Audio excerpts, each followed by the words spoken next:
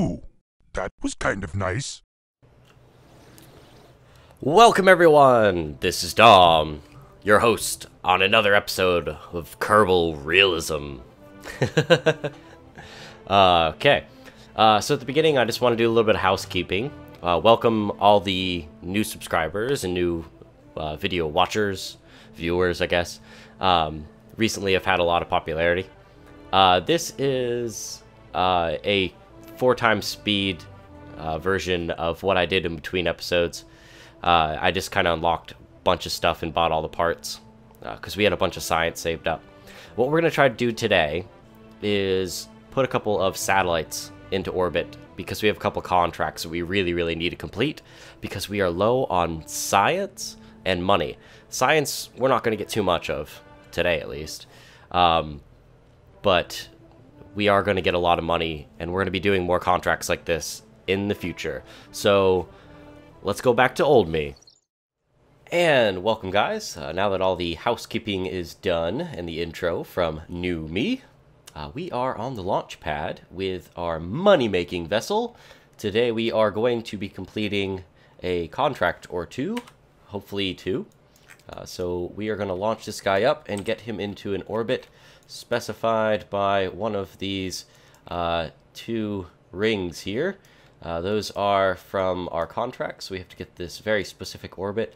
And I don't know if you guys can see this because of the rendering or YouTube, but this specific ring has dots running this direction. This specific ring has dots running this direction. So we have to have the craft going in those directions. When I tested this probably months ago when I first used fine print, because that's what the mod that gives you these types of missions, I had it going the other direction and I kind of failed the mission. So just be wary of that. We're just about in perfect position to launch the polar satellite. So that's the first one we're going to do. And we are just about ready. I have some extra goodies on this rocket here, and we'll explain those in a second. Go ahead and just take it off. There we go. Flight computer is up. We are going to set ourselves to a heading of 180. And I am going to slow our roll down just a little bit. Literally. No, not really a roll. I just don't want to go too fast because our antennas will pop off because of the sheer amount of force on them from the compressed air that we are compressing. There we go. Let's get Kerbal Engineer back up. Okay, so we are ascending. We want to basically, because of the way that remote tech works, and these are all unmanned craft, this satellite in here has to stay in constant communication if I want to control it.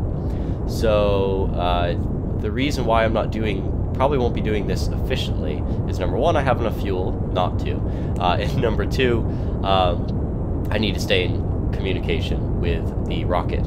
Now on this rocket specifically, there are a couple of really interesting parts. These are from smart parts, these little guys. The Drain-X I think is another one. I already have that one. The altimeter, all that kind of stuff. That will activate either staging or action groups depending upon which sensor I have and what I configured it to. So for example, in 7 seconds these will deplete and automatically pop off because it will stage because of this little sensor thing here. 3, 2, 1, boop. There they go. Automatically staged. Really cool piece of equipment. Awesome. We're going to change our pitch to 80 degrees at 180. This is going directly south now. We're waiting till our apoapse gets a little bit higher. Quite a little bit higher. Probably about 5 million meters. And, of course, this bottom stage has the same kind of setup. The middle tanks here have... what are they called? They have fuel in them, but the sensor is on the bottom tank. So whenever the sensor on the bottom tank detects that there's no fuel, it will automatically stage. And I also have an altimeter. I think it's this one. Nope, it's this one.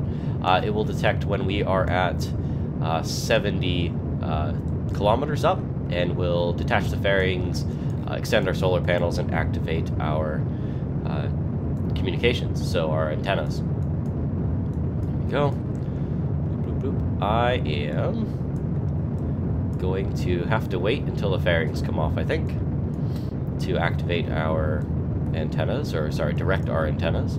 They'll be activated, they just won't be pointing at anything.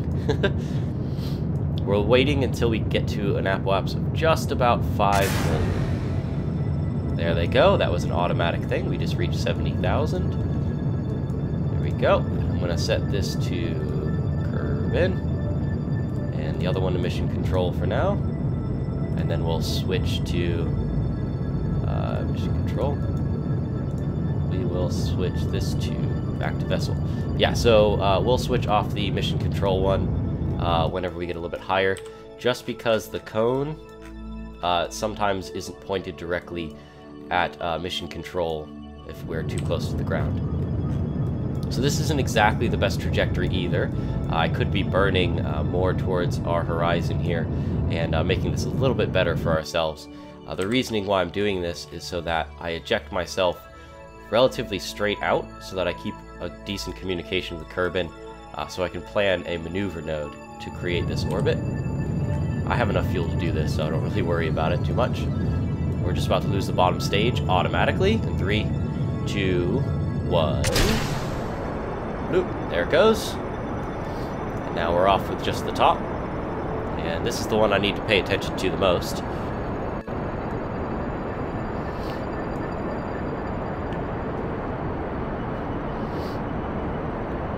Okay. We are just about approaching 2 million meters. 2,000 kilometers up. The extent here will probably get to... I'm actually looking for 6,500, I think. 6,500 kilometers, I think, is good for me. And that gets to about there. We'll stop and plan our new maneuver.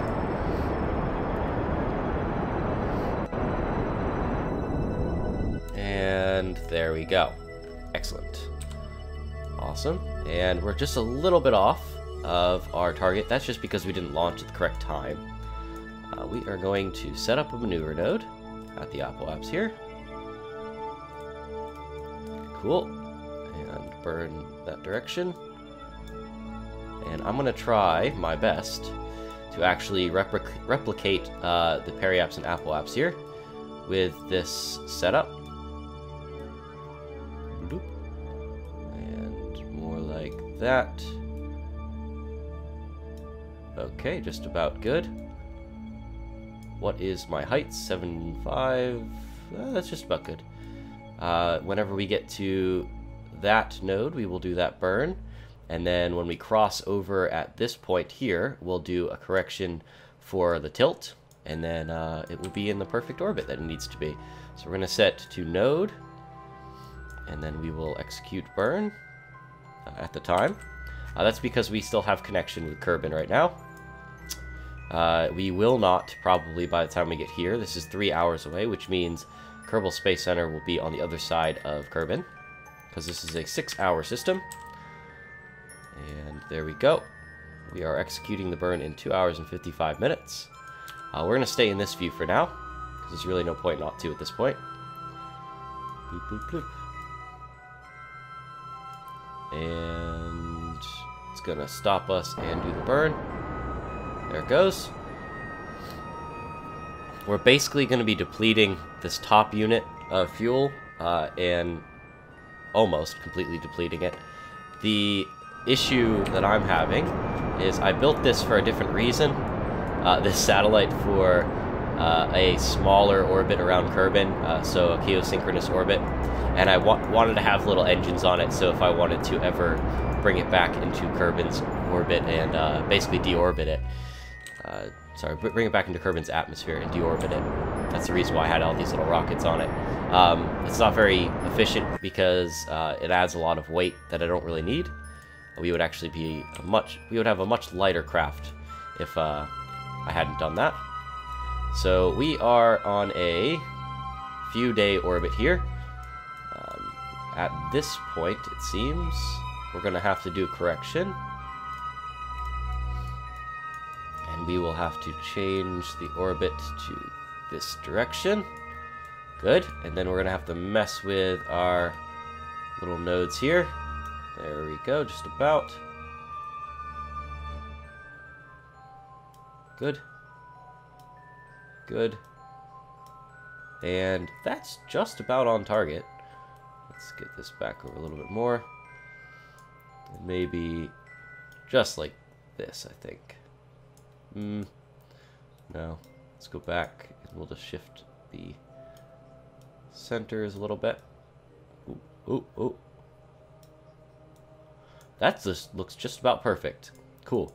The reason why I had to plan it on this side is because by the time we get to the crossing here, we won't have connection. So we're going to go ahead and time warp again. And hopefully we'll have enough time this episode to get the second one put up. And if not, I'll just speed it up and you'll get to watch it that way. Okay, we have connection. We need to set ourselves to the node and execute the burn. And this will be 221 meters per second. I'm not sure how well this will work. Because we have less than that in our fuel tank right now. So we're going to speed up to that point. Oop, wrong direction with the buttons. I'm going to slow down manually because it tends not to like going too fast.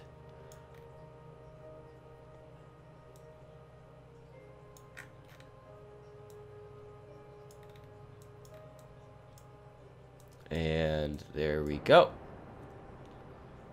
It will burn and change our orbit just a little bit. Let's see if this works.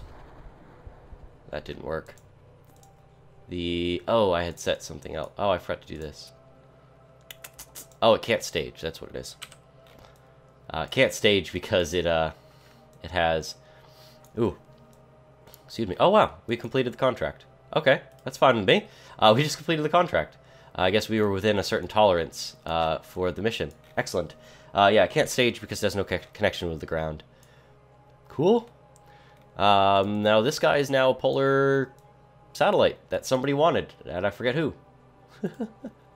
We got 81,000 monies for it, and 11 science, and 40 rep for completing that. Cool. And now we'll go back to the Space Center and get the next one ready. And welcome back to KSC for our second launch of the exact same craft with all the exact same parts. I just loaded it up again and went, we'll use it.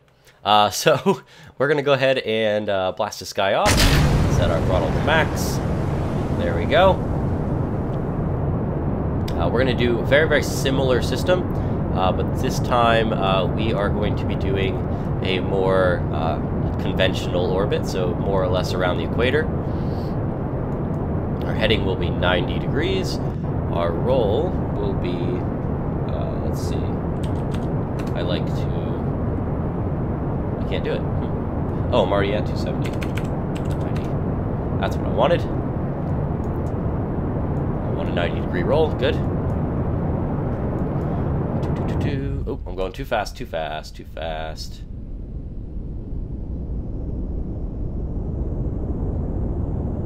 There we go. That's decent. Go too fast, you end up not having control because the air compresses so much that it actually wobbles you around. I use the flight computer with these types of launches a lot. I love it. I love the flight computer. It's a great thing to have with remote tech. It makes remote tech that much easier to use.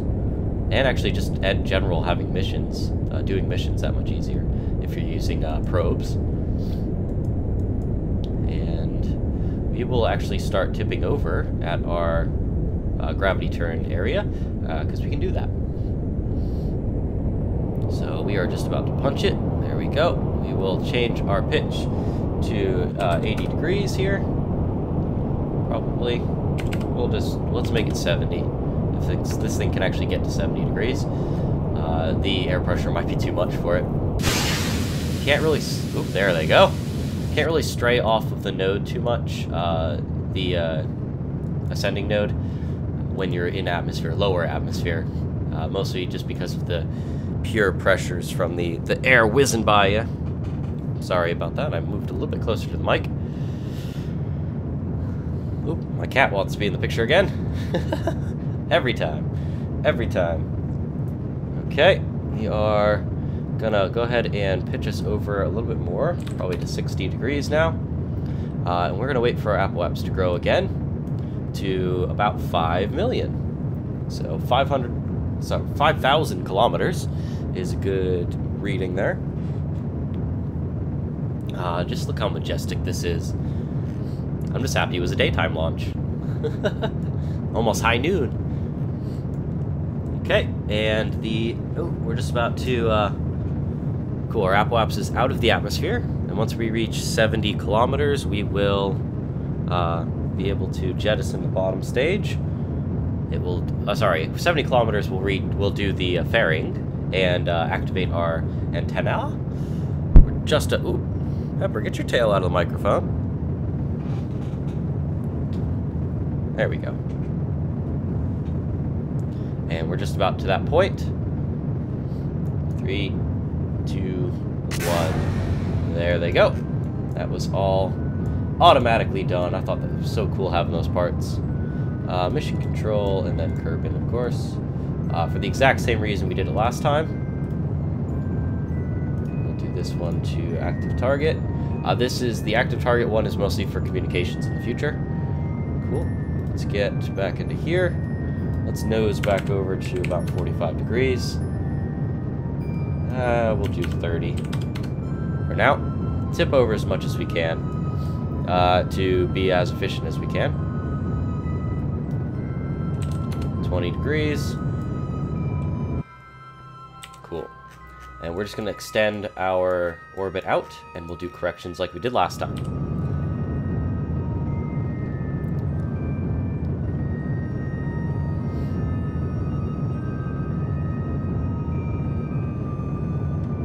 And we're just about to lose the bottom stage in 3, 2, 1, go.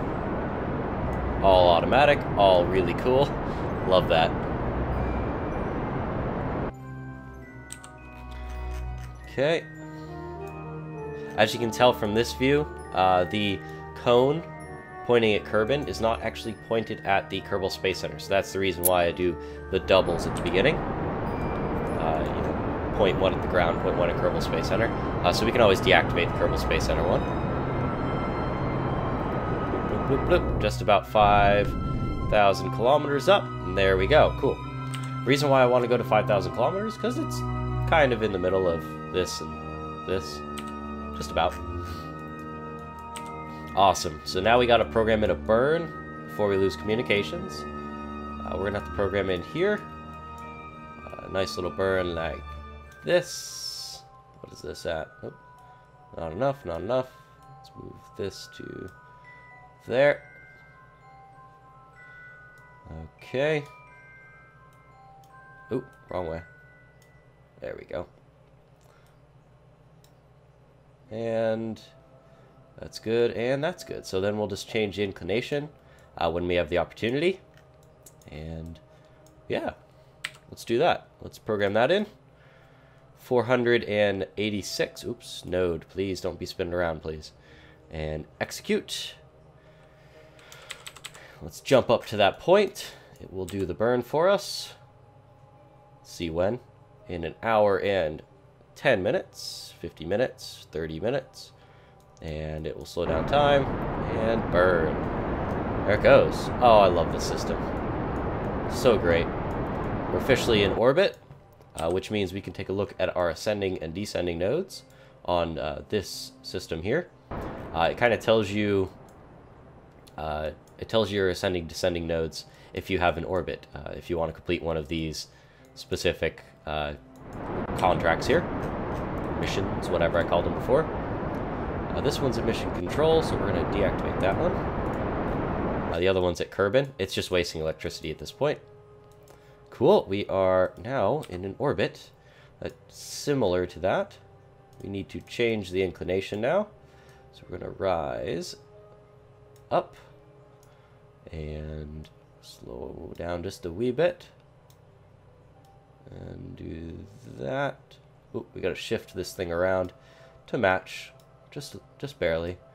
I learned quite fast how to kind of finagle your orbits, and you will too eventually, to match these things.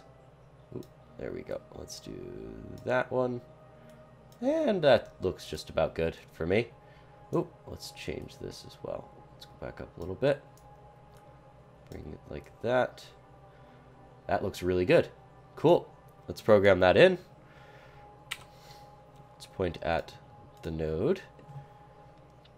And it only will take 177 meters per second to do this. So let's execute that in 55 minutes.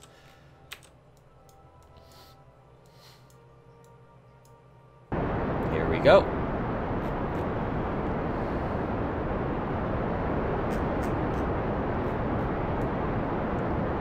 Cool. And done. Awesome.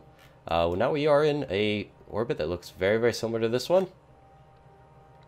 And it will complete the contract for us very soon. As soon as that, yep, there it goes. It's gone. We've completed the contract. Excellent. This stage was destroyed. 7,000. That's pocket change at this point. 8,000 monies was a lot back in the day. So we're almost back up to 400,000. So we can actually, basically what I needed to do was buy parts and buy everything. So those are 2 missions that we just completed, and now we can actually use these satellites to help us with communicating with various other projects that we're going to be doing soon. So that is going to be it for today. Thank you guys for watching, and I hope you guys enjoy your day. I will see you in the next one. Bye.